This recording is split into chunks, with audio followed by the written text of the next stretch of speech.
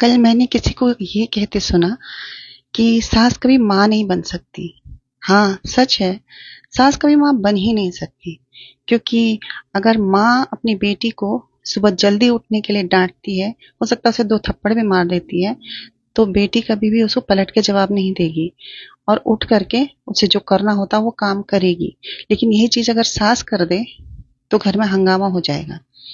और बेटी अगर रात को देर से आए तो उसकी माँ उसे दो थप्पड़ मारेगी, बोलेगी ये कोई टाइम है आने का घर में, और उसे दो चार बातें सुनाएगी। वो रो लेगी, अपने रूम पे चली जाएगी, फिर खाना खाने आ जाएगी।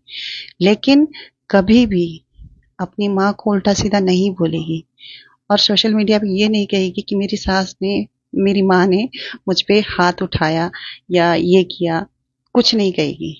और वो मुस्कुराते हुए फिर अपनी माँ से बात करेगी। पर यही चीज अगर सास करे तो क्या बहू चुप रहेगी? वो तो हंगामा कर देगी, सबको बताएगी कि मेरी सास ने मुझ पे हाथ उठाया। वो माँ की तरह हक से बात कर ही नहीं सकती। माँ बीमार पड़ जाए तो बेटी रो देगी, उसकी सेवा करेगी, हॉस्पिटल लेके जाएगी और घर का सारा काम खुद करेगी, माँ को दवा देगी।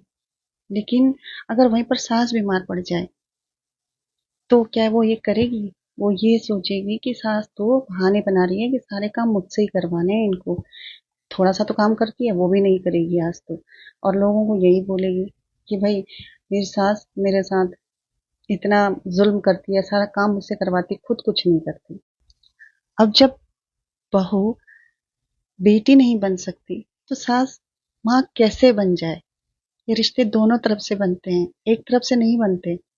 इसलिए सास को अगर माँ बनाना है तो बहू को भी बेटी बन के रहना पड़ेगा।